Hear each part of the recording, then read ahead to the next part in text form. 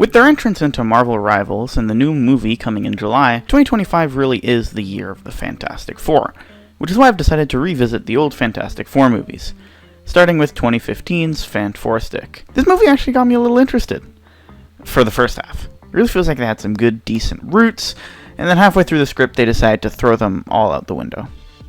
Now first, let's start with the positives. 1. The cast. I really do think that the cast of this movie works quite well. Miles Teller could be a good Mr. Fantastic, at least a young Mr. Fantastic. Kate Mara is a good Sue Storm. Toby Kebbell played a good Doctor Doom. I even think Michael Jordan could have played a Fantastic. Say that again? Human Torch. My only real problem is that they should have gotten a Jewish actor to play the Thing, but otherwise it's a good cast. Second, for the first half of this movie, the character dynamics were pretty good. Not perfect by any stretch of the imagination, but they were pretty solid. Now, for the bad.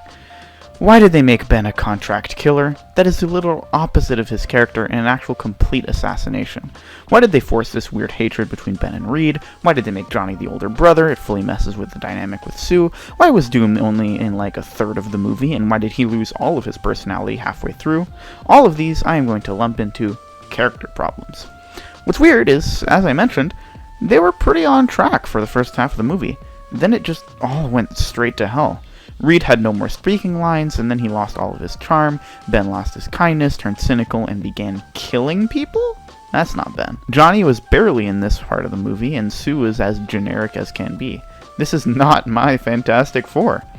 Doom's design is hideous.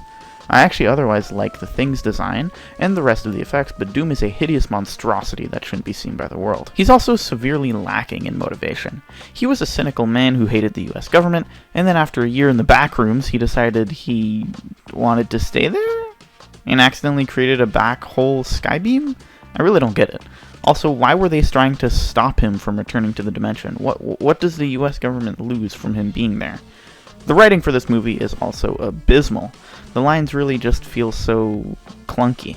Nothing in the characters really say feels natural, and the decisions they make are really off. The whole vibe of the movie is weird because of this writing issue. Overall, the movie is not good. The writing is strange, the characters are off, the designs are terrible, and the plot is wonky. It deserves no higher than F tier.